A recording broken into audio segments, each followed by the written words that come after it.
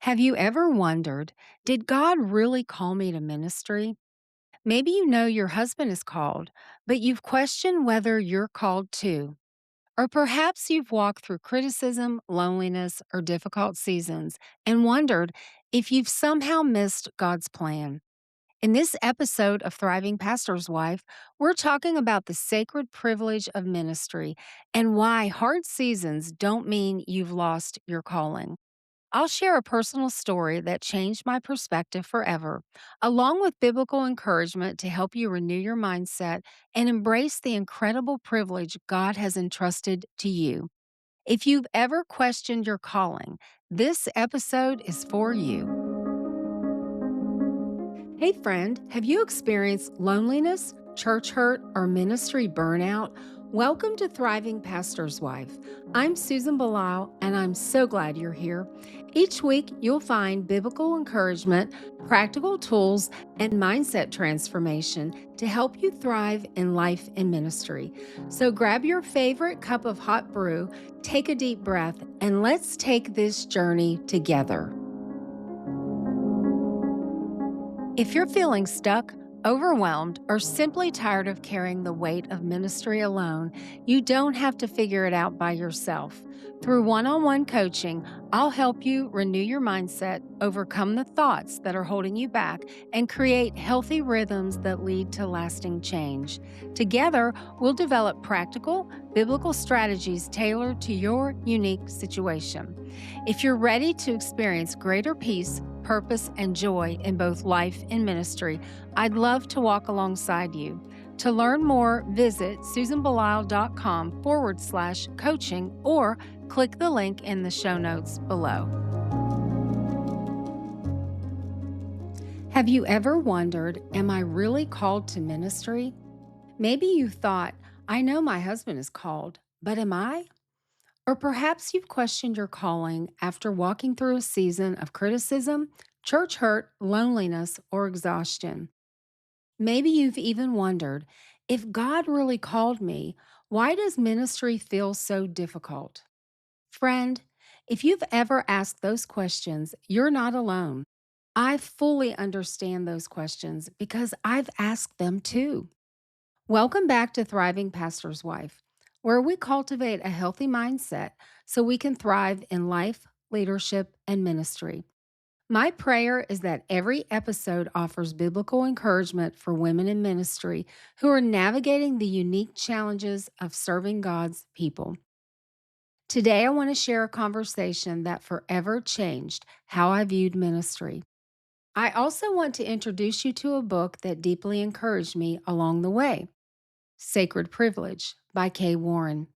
It reminded me that while ministry can bring some of life's deepest hurts, it also gives us the incredible privilege of participating in God's work in ways that few people will ever experience. My hope is that by the end of our time together, you'll have a renewed mindset, not only about your calling, but about the incredible privilege God has entrusted to you. My husband Sam and I have a beautiful and unique love story, one that only God could have written.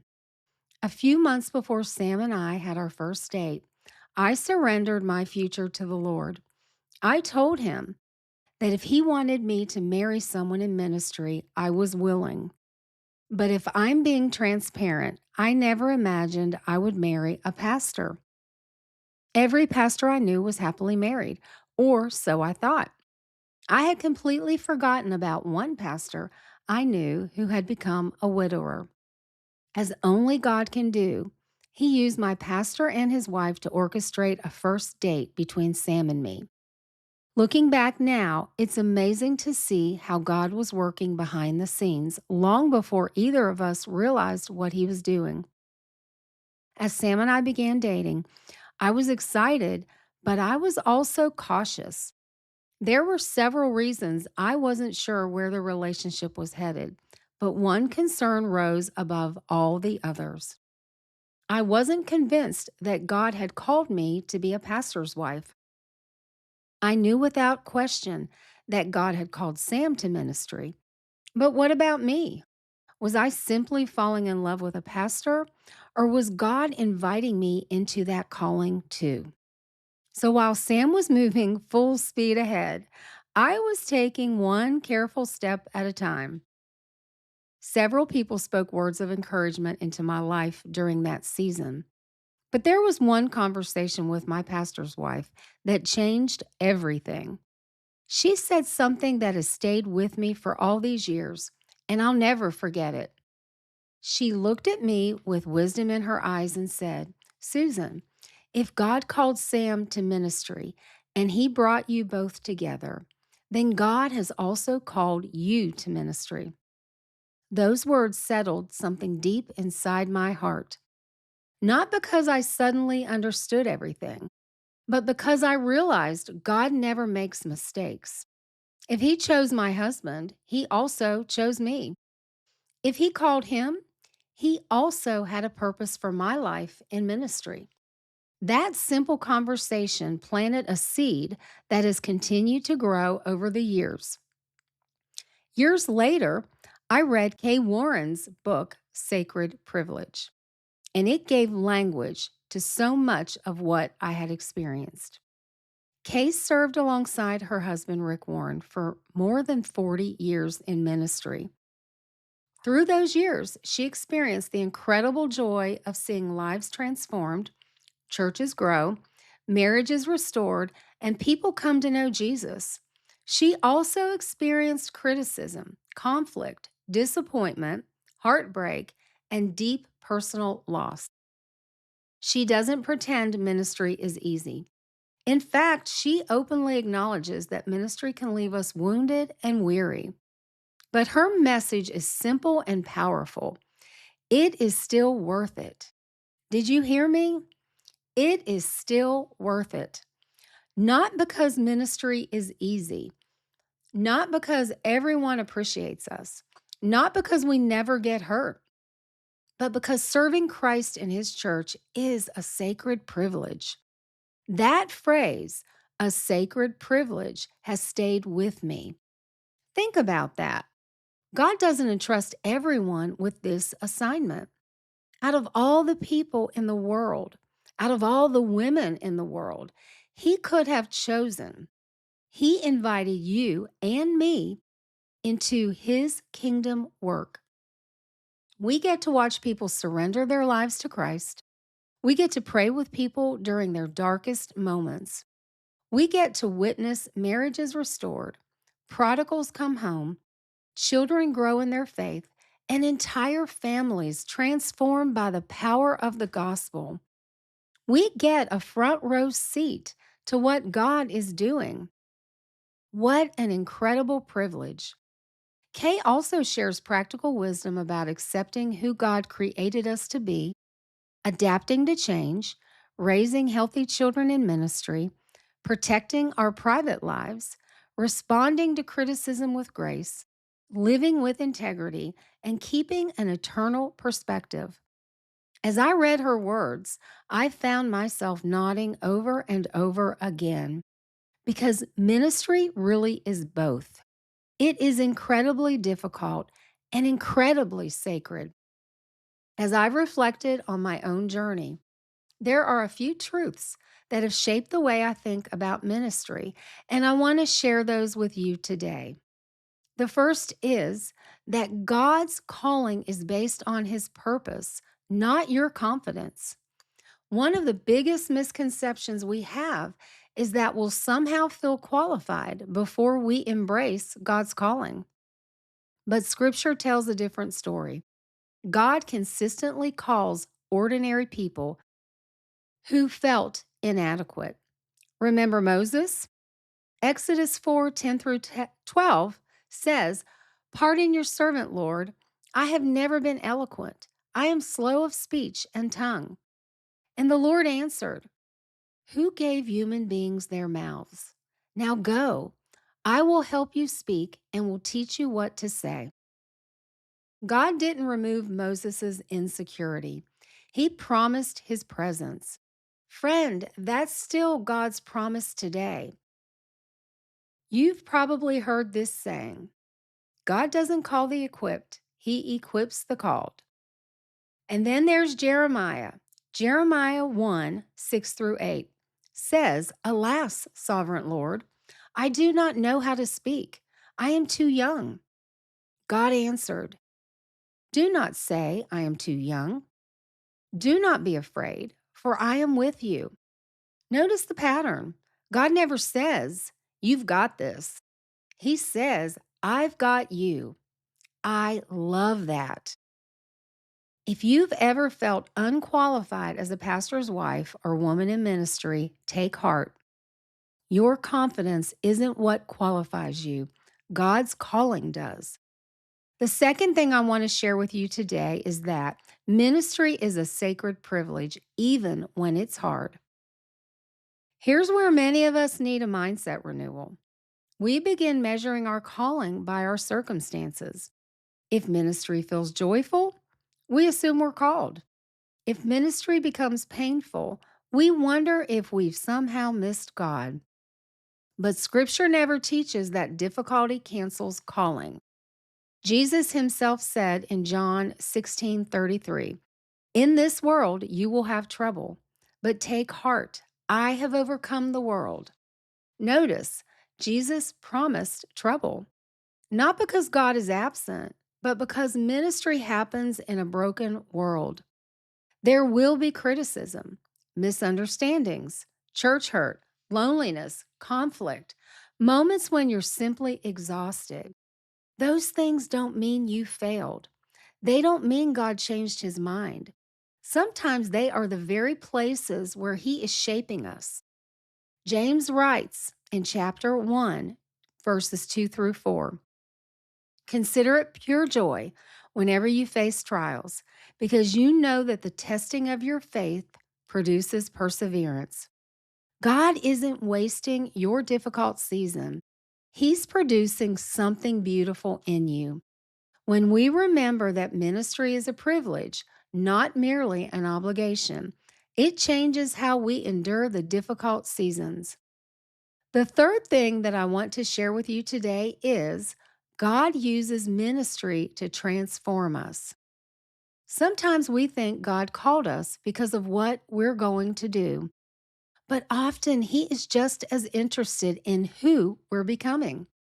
Over the years, I've realized God has used ministry to expose my fears, insecurities, pride, people pleasing, and my desire for approval.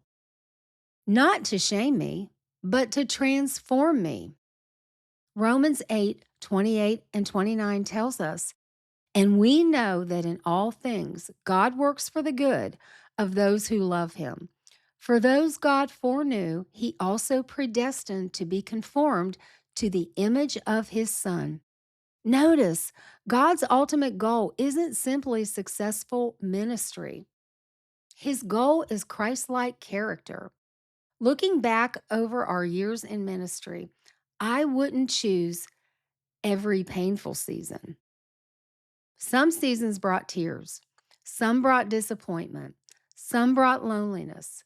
I can honestly say that I wouldn't have changed anything because every one of those struggles became part of God's work of making me more like Jesus. The last thing I want to tell you today is that the God who calls you will sustain you. He never invites us into ministry and then walks away. He is always with us in both the good and the bad times. Paul reminds us in 1 Thessalonians 5:24, the one who calls you is faithful, and he will do it. You see, God is faithful even when you're discouraged. He's faithful when you're criticized, faithful when you're lonely, faithful when you're uncertain. He's faithful when you're tired. Your calling has never depended on your strength. It has always depended on His faithfulness. And God is faithful. You can trust Him. Friend, maybe today you've forgotten what a privilege it is to serve. Maybe the pain has become louder than the purpose. Maybe the criticism has overshadowed the calling. If that's where you are, I want to gently remind you of this truth. The God who entrusted you with this calling knew exactly what it would cost. He knew every difficult season before you ever experienced it. He knew every disappointment, every tear, every victory, every life that would be changed, every prayer you would pray. And knowing all of that, He still invited you into His work. What an incredible privilege.